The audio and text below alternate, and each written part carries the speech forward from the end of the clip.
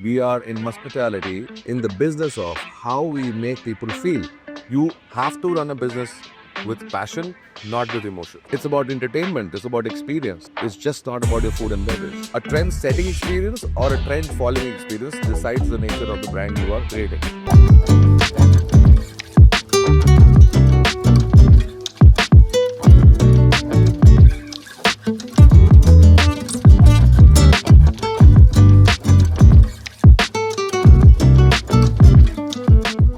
Hi Pravesh, Hi Sahil, how are you? I'm good. How are you doing? Fantastic. How's your day been so far? Very good, very good. Yeah, welcome to your own place. First of all, Very honorable. thank you for this. Thank you for taking out time for us. Okay, I'm gonna ask you some questions about F&B, about in general life, all your experiences, and let's have some fun conversation. Absolutely. Yeah.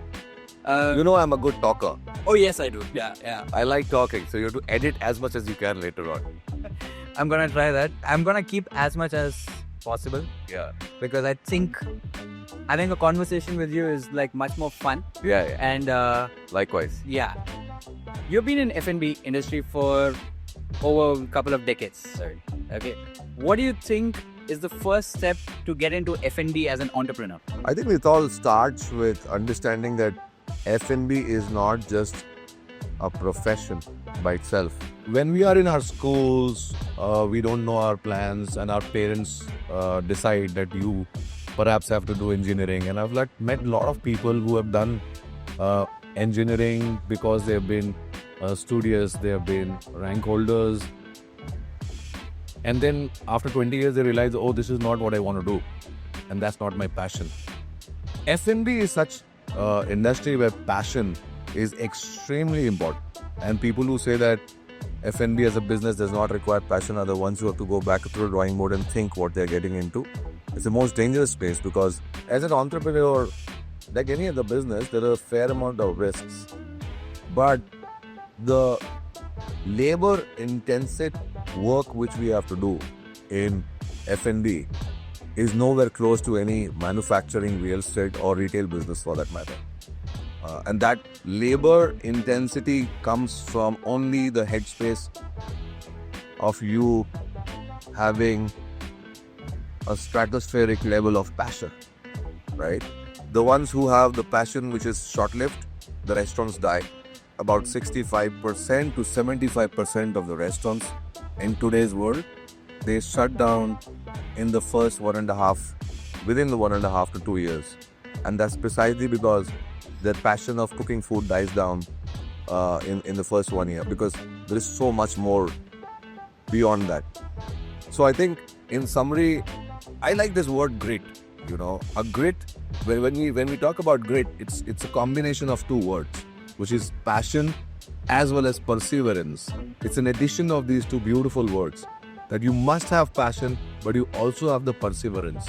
Now, these two things, if someone has, then comes the ability of not getting into a caution fallacy. A caution fallacy is a theory where if you are doing something emotionally, then you will not let yourself fall even things are going south in business.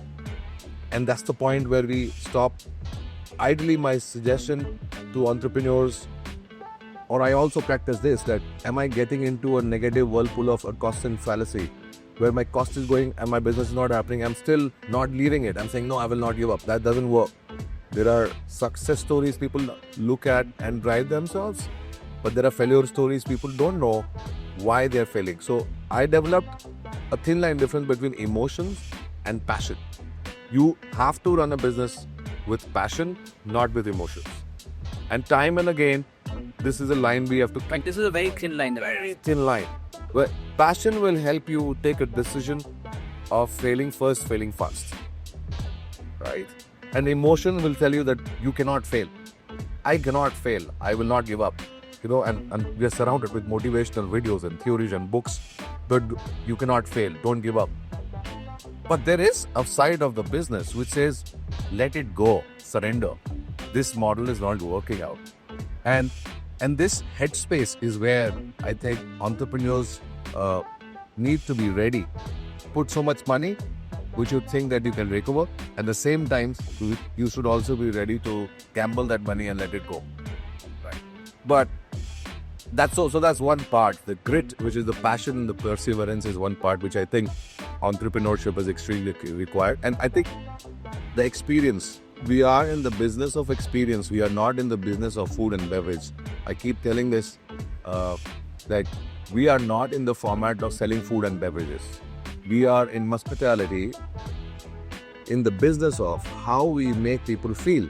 It's about entertainment, it's about experience. It's just not about your food and beverage. If one doesn't have the knack of driving positive experiences and he doesn't have the exposure, he hasn't traveled, he doesn't know what next, how else can he create a trend-setting experience? A trend-setting experience or a trend-following experience decides the nature of the brand you are creating. And I think having that exposure to work in restaurants before you get into entrepreneurship will certainly help a man or a woman to become a better businessman. We all think that, and especially I'm talking about in today's market, every real estate guy is putting in money, every techie guy has got a lot of money getting into this. But they do not really fancy going and working in a restaurant for a month or 2 or 3 to understand the business. Someone was talking to me and said, how do you do this? And he was a DJ. And I said, can you become a DJ in a month? You know the music, but can you become a DJ in a month? And theoretically, I tell you, it's not just about mixing music. It's about understanding the vibe, connecting with the customers, is bringing that entire energy, or rather synergy together where a lot of people are jumping and, interacting with you, right? So it's much more than just simply playing a music. It's just much more than creating a beautiful restaurant. So before we dive in a little more deeper and stuff, and we go into how did this place happen, I want to go say 20-25 years back. Yeah. I want to know Pravesh Pandey as a young chap before he got into an F&B industry, and why did he get into an F&B industry, and what was he doing before this? Was he like the same college kids like we were, who were getting on bikes, roaming around, or did he have this whole same thought process that this is what I'm going to do in my life? I've never answered this question because nobody have asked this question before on my podcast. My father used to be a videographer, a photographer. Okay. And he was a self-employed man. He used to shoot the wedding photography. Got it. You remember those big cameras? And I used to be a light man for him when I was in class 7th, 8th. Okay. So my job was to hold the light sometimes. And obviously, I used to go to school, but when there were times in the evenings, so mostly the weddings are in the night. Yeah. So and if he didn't have his assistants, or he's got multiple weddings in the same day, he would take me along. So one of the weddings were happening in Taj, in Varanasi, the Taj Ganges. Okay. And I saw how beautiful the Taj Hotel looked. That those days, I'm talking about, must be 30 years ago, or maybe 35 years ago. I'm not going to reveal your age. Yeah, I was young and I saw that how beautiful the hotel is and so much of glamour and why people are spending so much of money. And I saw that the cup of coffee which was sold was about 90 rupees or 100 rupees those days. Those were the big amount. Today it would be like 800 rupees or 700 rupees or something like that. And I couldn't get into that restaurant to have the coffee. And I told my dad, "Chalo, Papa, ek chai peene hai." Papa bola, "Yahan bahut महंगा है, yahan nahi pee sakte, bahar piyenge." And that somewhere hit in my mind. I was a very studious kid in class 10th and 12th. Physics, chemistry, math background. But somewhere I always wanted that I don't want to be doing what everybody else was doing. All my friends were talking about getting into engineering, medical, It was a typical those days, doctor banna hai, engineer banna hai. And I always wanted to do something out of the box. Where did this come from? I don't know. Maybe the incidents or series of incidents in my childhood. But I always wanted to break through and do something which everybody else is not doing. Until today, I feel this. This is an inherent value which I have. It's gifted talent, baby. So I told my dad that I do not want to get into engineering.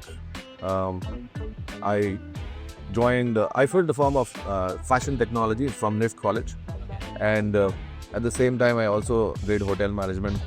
My cousin brother said that you can try hotel management. I joined hotel management, and one thing I have always realized that I like creating. Like I was good into art. I was very good into art, so I always wanted to create something where people can appreciate something, and that joy of either you're creating food or music or architecture or a soulful place or cocktails or a destination space is what fuels me and propels me to get up every morning from the bed. And I think if that is taken away from me, I'm a dead vegetable. Like I do not have the reason to get up in the morning. And I wanted to fuel this feeling by being in the hotel management college and having a dream that I will open a bar one day. So I joined hotel management almost in 1999, and ever since I had a dream of opening a bar. I worked as a bartender, grown up the ranks. Rest of the history is there, and I'm glad that I have been in the space of creating passionately places which are experience centric, where we deliver happiness. My only purpose of life is to create spaces where a lot of people can come together, they can enjoy, they can have smile on their face, they can converse, they can have the joy of little things of being together, like you and me are enjoying. I think we need a space like that, like where we can sit and talk, and that is my way of returning to this beautiful universe till the time I'm alive. And I think till the last day of my life, I will be doing this only. I don't know anything else. I'm glad that you're doing this because there are only very few people who I think can curate experiences and can come up with places with such intricacies, like each and every single thing that has, at least the way I know you. Yeah. I know that you go through each and every single detail before it comes inside. Yeah. Which I love about you, that and which I learned from you. Right. That like if you're gonna do it right. Do it right. Yeah. So how did this whole concept of Ellen's Place come up? What was the whole idea about Ellen's Place? So I'll tell you the trick of storytelling. And as a kid, I used to read these comics, and in all the comics, I had characters. By then, I mean, now in hindsight, if we look back, this is what I will see. But I used to love comics, and the comics which I used to love was Doga, Nagaraj, and then there was Charat Chaudhary, Sabu. I also had a knack of liking something where a character which is a bad character had a good heart, or a good character has a bad behavior. Again, right? I loved reading books revolving around Dawood Ibrahim's story. The story of Dongri to Dubai. That's the first book I ever read. Okay. And I realized that all the best movies and all the best novels have a lot of drama and characters in the same personality, which are like juxtaposed, like two different personalities of the same guy. If the story or a movie or a novel is a hit, it's because there is a guy who is a nice guy, but he falls into a trap and it becomes a villain. You pick it up, any example, any. And today Netflix is full of thrillers and situations and dark situations. So we all like, as humans, drama and controversy, right?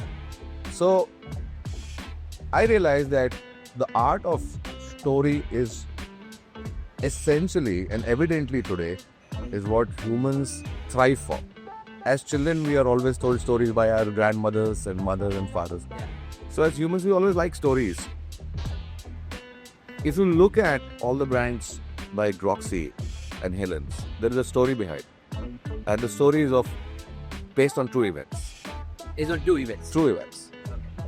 Yeah, I mean, the fiction can go beyond to a certain level, but it will not be able to create that sort of feeling inside of living that personality if you have not met someone. If you have fell in love with someone, you know what romance is. Yeah. You can appreciate a wine because you have a feeling of appreciating an emotion. Yeah. If you haven't fallen in love, you cannot appreciate a good wine. You know, that's the kind of psyche I'm talking about.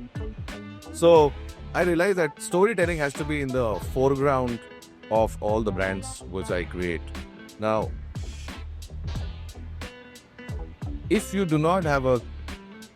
have a good person with a good heart and everything is good, it's like writing a story on a white paper with a white ink. There's no fun. If the story is fun, we have to bring out the real personality. Now, what is a good storytelling? It's a definition of a good character plus a nice plot. People like the character and the plot. So, Roxy was that example, where a graceful lady whom I met on the cruise ship, 50 years plus, one leg limping, always full of glamour, solo traveler, single lady, had gone through all the ups and downs in her life. A lady who is a summary of life experiences but a solid amount of wisdom. Every word coming out of her mouth became like a tagline which got tattooed in my head. And I still use those lines. Right? There's so much of learning. So I created Roxy because of that story. So you met Roxy on a cruise. Yes. Helen is that, for that matter, is a lady who is very young whom I met. She's still alive. She's a Portuguese lady.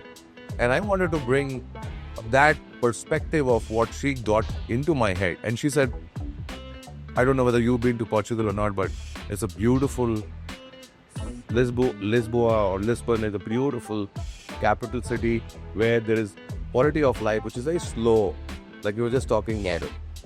Slow life, simple life, sit on the river side, do some fishing, cook some nice fishes, have some port wine. Isn't that what we all yearn for? As humans, we all have two things, two states. One leg is in our business side, employment side. One leg is we want to go to Europe, we want to go to Bali. We are in that headspace. We are trying to sail on two boats. One side, we have to functionally be active and acquire and accomplish and have a reason to go to work. Second side, we have a wish of one day we will just retire and go on the beach side. And then we try to hide away and go to those getaways where we relax and fool. So I think Helen's perspective was that when she told me that Bangalore is super busy, it's not the same old Bangalore. Yeah. How do we bring the slowness of life? How do we bring the beachiness? And then she conceptualized the Turtle Club concept where she said that let's enjoy like turtles, slow. When you slow down and when you drive slow and when you ride slow, your vision will not be so narrow. It'll become wider. Right? When you ride a bike in the fast, you just look at that point. But when you're not riding fast and you're going slow, you look around. You look around. Birds flying. Yeah, birds flying and breeze. You can feel why. You can enjoy the breeze hitting your face. And I think that's the kind of experience which today's world is yearning in cities like Bangalore, Bombay, Delhi. And how can we bring this concept of joy of little things into busy cities? So we thought the best way is to create a place which is Helen's own place, away from your rectangle, glass-cladded, air-conditioned restaurants, where the joy of living could be reflected through the architecture. And Zahil, a lot of people can build architectures, but building soul in the architecture or bringing that soul in the architecture is the quality which very few people have. Yeah. And how do we bring the soul is the right architecture, the right music, the right food, the right service, the right experience, the right brand tonality. You do not have to put in too much of communication. So I think every time when we do something in this place, we think about what Helen will do. Will she do this? So all the brand strategies which we work and the entire team in my company figure out, they ask this question: if Helen would have been here, how will she do this? Let's say a sundowner. Will she bring a DJ and do this? Will she bring it not a DJ? Will she bring a saxophonist? What is her style? Who is she? How old is she? How does she look? What clothes is she wearing? What is her favorite food? What's her favorite hobbies? Who is her friend? Does she like going into the parties? Does she like going, So we have created a beautiful clarity of our brand personality in our head. And that helps us guide the brand. And that's the story of a brand like I us. gotta ask you, Rishi. But this whole Helen's is somebody that you have met. Yeah. But how does your whole team understand that part? Because see, if I have met somebody and I know this how that person responds, see, and I have curated this whole new place, but I can't expect the other person to have the similar thinking. So when do they come to you and ask you these questions that what do you think Helen will do, or do they also come up with their own way of like, I think Helen's gonna do this way, and then bring it up? Yeah, so absolutely right. The best way is to. So I did actually something. I got a big whiteboard. I made a face without eyes, nose, just lips and hair. And I said, if this was Helen, and she was 30 years old, and this was her home, what do you think she will do? And where does she go to travel? Does she like mountains? Does she like beaches? 90% people said beaches. Now, my job was to help them visualize a character which they have not seen. And the best way to do that is not by telling that this is what it is, but by helping them visualize, vicariously create an experience in their mind where they can envisage that, oh, this person is like this.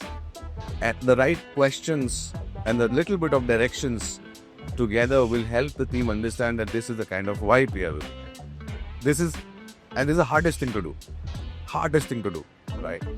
Like we say, we don't celebrate guest birthdays. We will celebrate staff birthdays with the guests, and then we cut the cakes and give it to the guests. Right? Helen would first believe that people first concept is important. Right? So everything which we are stitching around the brand touch points is revolving around the brand values of a person who is Helen, and those values, which is kindness and creativity or innovation. These are all supposed to be communicated to the core team, and the core team then slowly and steadily builds it down. The last mile or the last level of staff in the hierarchy would be the ones, if they can feel this, that this is the top 3-4 core values of the brand, and they can reflect that with the kindness by giving a free fetch line to a uncle auntie, or getting a chai coffee after the dinner with someone. We don't set it, but we can do something free of cost. Well, Helen would do it. If somebody is just sitting for the whole 4-5 hours, can you give a glass of wine to that person free of cost? Like, that's what Helen's is all about. So we wanted to create a place and the staff getting trained revolving around the ethos and the values of the brand. So this is what we have done, and it's a constant process side. It's not like a first 1 month, 2 month of process. It's an ongoing process. At Culture Eats the Strategy for Breakfast is a very famous line, and that essentially talks about how on a day-to-day basis you communicate, practice, demonstrate, lead by example, inspire people in a team to follow that culture. So I'm going to come to how important is music at your place, and how important is the sound system?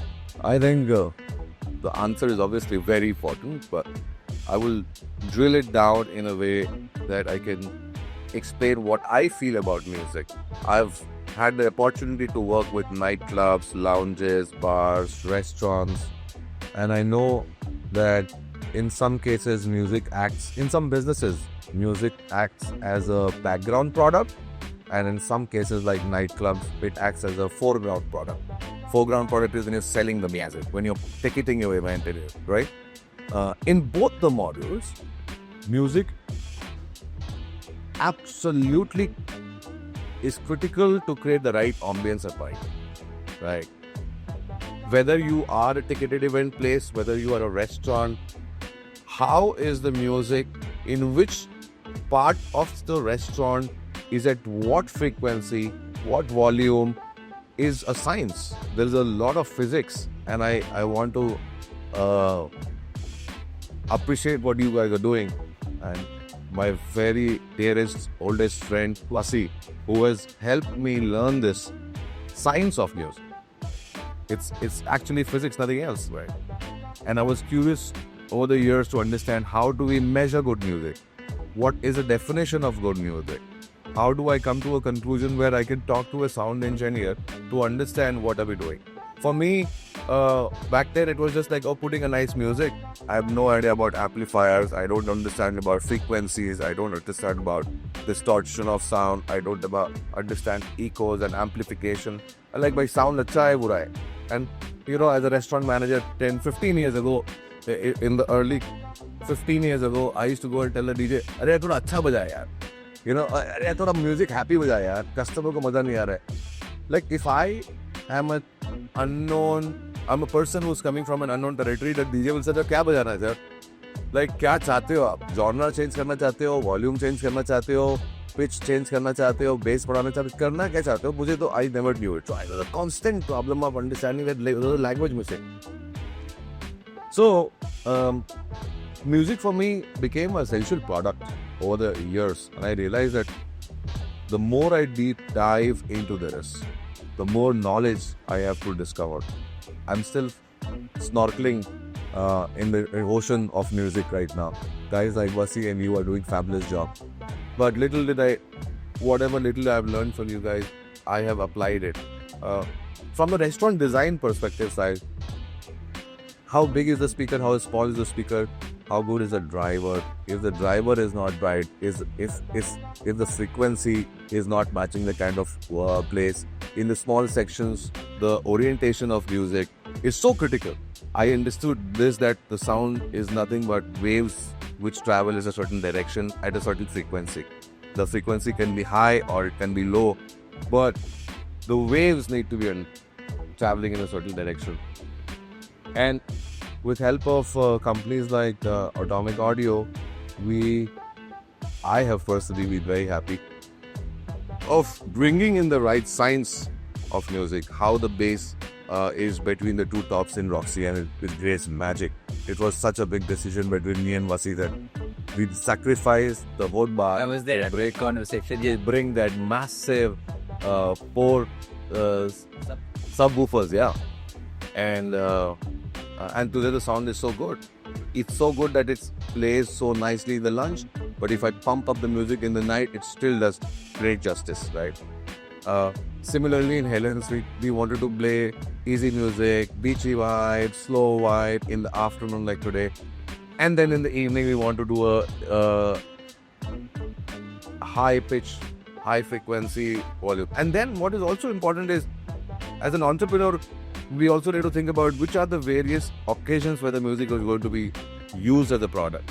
Now we do live music on Wednesday, Thursday, Saturday afternoon, Sunday afternoon. Which genre is a lady singing? How is your system designed to handle that kind of music, that genre of music, that pitch of music? I think this is where I personally love getting involved and bringing the functional aspect of restaurants music to the people like you who are making music for us, the sound for us, right? So I think it's essentially, critically, eminently important of why we work with Atomic Audio and why we bring music so much in the serious discussions. Alright. So if we had to, this is going to be a fun question. Yeah. So say you have to make an autobiography on Pravesh Pandit. Okay. And I would... Why is he writing one, by the way? I'm going to change the question. Yeah. If I have to make a movie on Pravesh Pandit. Yeah. Okay. One, what would be the title of your movie? And second, who do you think will do a justice to play your part? Oh. That was not in the script, I added it. So I have been a bartender, and my journey as a bartender has been amazing. I have met multiple people. I don't mind casting you also, like if you want to act like... And I think you can do that job. Somebody who has been into the space of dark vibes and has been there, done that, and has grown up towards the level of spirituality. So from this I think we all in the bar business, we see the night light more than the morning lights, right? I've seen the darkest secrets of humanity, so much that it's hard to believe. And these secrets, if exposed, are the ones which would be judged and have serious damage to the current social structure. But I've seen really some of the interesting side of what humans do, whether it's international, whether it's Delhi, Bombay. And in my early stages of 20s, when I travel the world, I've literally traveled to the places where offbeat places. And I like that sort of exposing the offbeat side of the world, enjoying that side, experiencing that side. The book, the autobiography which I will write will be from spirits, because I have been in the bar business. Spirits is what I've always learned. It's a product which I have studied in college. I've experimented until today. I am into the business of bar. So the books will be called From Spirits to Spirituality. And spirituality is because that last 5 years, 10 years, I have exponentially traveled to places where I have found my purpose, the dharma, the ikigai, the mission, the vision, the vocation, why I'm here at life. And while I enjoyed my early 20s and 30s by doing everything which was taboo, now I'm also enjoying, which I think is the era or the age of elevating myself in my true existence of being as a human, transcending myself to the real purpose of why I was born and what is the purpose of me being in this universe, and in the little time which I have, what is it that I am going to give back or give to the universe. So in summary, all the incidents in my life from my early childhood to the present, I'm going to bring in, without naming characters in real life, I'm going to bring all those incidents in that book, and some of them have ended with extremely high amount of climax, whether in Bombay or Egypt or Norway or Sydney. Some incidents of my life are so nail-biting, so thrilling. That is so much fun. I'm waiting to read that. Yeah, but I don't know how long it takes, because I'm asking some people to write it for me. But every time I have to narrate a story, so they're taking some time to read the voice notes and then read it. Yeah, it may take some time, but it's super fun. I'm enjoying that process. One day. Jai Shri Ram. Hoga kabhi bhi. This is again off script. I'm gonna ask you one more question. I think a year back or something. I'm not too sure exactly. As I was following you on Instagram. So you went driving up the hills, like I think Ladakh, Yeah. in your Thar. Yeah. What was the experience? Like, you did a solo trip, as far as I always Yeah. prefer to do solo trip. and you got stuck somewhere. Was it in the snow? Or it was in the snow, Yeah, yeah. and you got stuck somewhere, and you saw you had put a story out as well that you're stuck here, and it was stunt story though. It was not like, but what was your thought process in that? Because I feel like at certain points in life, because you spoke about spirituality and stuff, at certain points in life you're stuck at one point. Yeah. I think this relates to that. Like, what did you do? Yeah, so that's why nature heals us and teaches us a lot. Whenever you get stuck in life, whether it's the dead end which we meet, there are no roads sometimes, there are no paths in mountains. The roads are rough, the boulders, you have to literally lift your bike, and sometimes go, there are sand, you get stuck, there is water flowing in the rivers or massive streams, you should throw your bike down the valley if you're not carefully riding. I learned that डर के आगे जीत है, और जब भी calculated risk आदमी लेता है, and if he has the fearless attitude, which is exactly what entrepreneurship is all about, you throttle yourself, you don't go back, or you go back and then again throttle yourself and come back with full energy, full force, and be that engine which is driven by the fearless mindset And this fearless mindset, the engine which is our brain, brings that vroom vroom when you're in the situation. You don't go back, you just throttle. You say, just go there in that direction. And that's what I did in Ladakh. The learnings in Ladakh and my travels of solo trip is to go and bring yourself into the uncomfortable situation where nobody has been to, and what next? Be creative that time. It's a pressure testing also happening. There is innovation and creativity also happening. You are scared, your heart is beating fast, and that's the time when you're full. बोलते ना energy भी आ रही है, physical energy भी लग रही है, mental energy भी लग रही है. You're scared, you're fearing something that animals will come, and then you just go through this, right? You are taking calculated risk. You take extra petrol, and you have to have a working knowledge of a bike. You have something comes off, you should be able to do it. And I think that is where I always go through and put myself into a situation. A company like us, like Atomic Audio and stuff, what do you think we can do differently that can basically bring us out? Right. At the same time, can be a mutual partnership with the entrepreneurs like you and grow the company. So what would your advice be, or what would your point be for Atomic Audio? Quite honestly, I'm very lucky to have relationships with people like you and Vasi, because I value the effort you guys bring.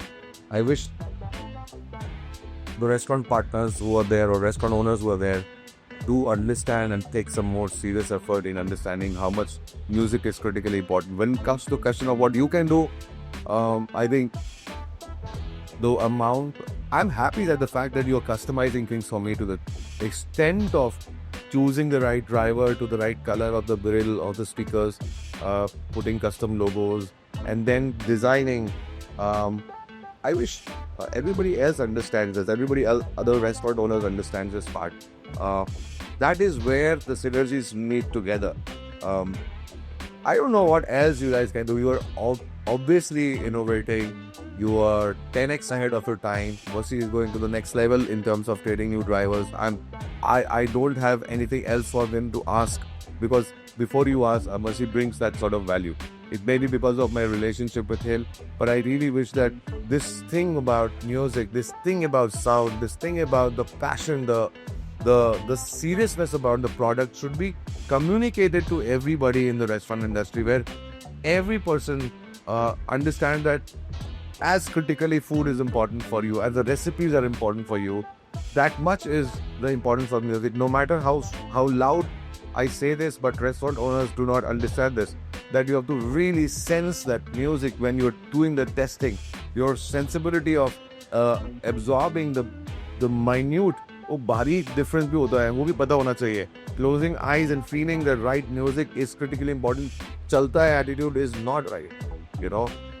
We all as a restaurant fraternity, if we bring this out, the city, the country we live in can obviously match up with the international music fraternity, music industry, where they can also come. Like, for example, the new cocktail bars are coming these days.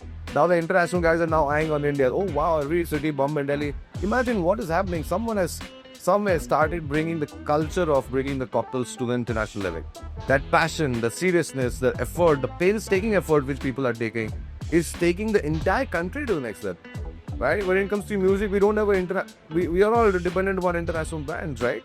So now is the time when Indian brands are exposed out in the international markets, but for that we need to showcase what we're doing here. And I think this time has come where companies like Atomic Audio exponentially amplify your own marketing, amplify your own things which you're doing. Now, with this help, with this kind of podcast, I think you're amplifying. You have to completely brand it, get into marketing. I know Vasi hates this, that I'm not a marketer, but somewhere the storytelling of what you guys are doing and how serious you guys are doing has to be now promoted and amplified, and people should know about this. That Indian companies are not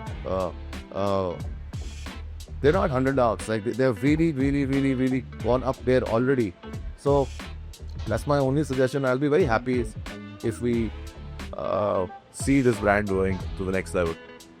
So when do you think Pravesh Pandey will be like to a point where, okay, I have done it. I have achieved what I have come for.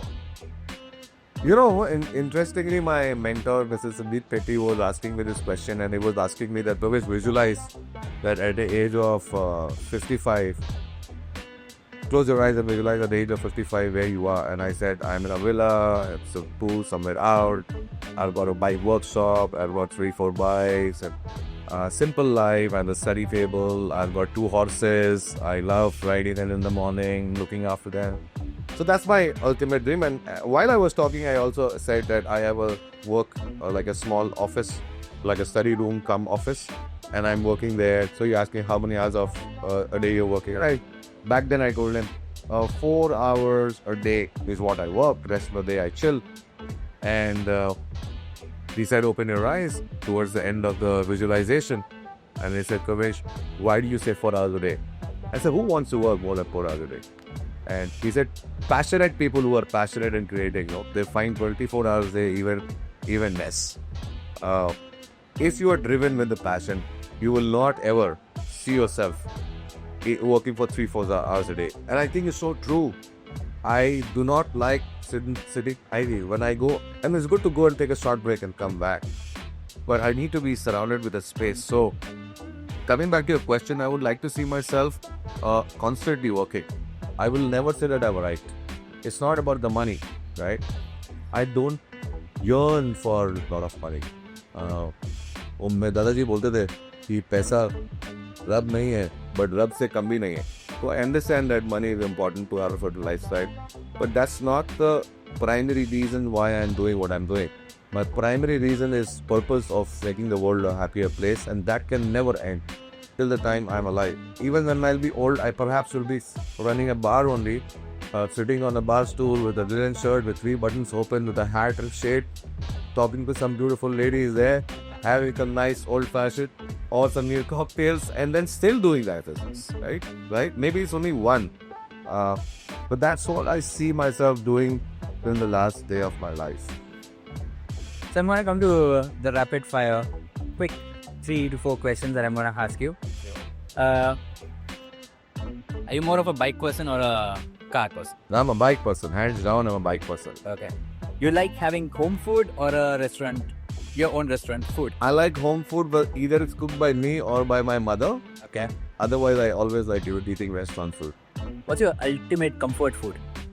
My mom's Nimona Chow. Nimona is a Eastern UP dish, which is made by green peas and potatoes. Okay. So that's my ultimate home food.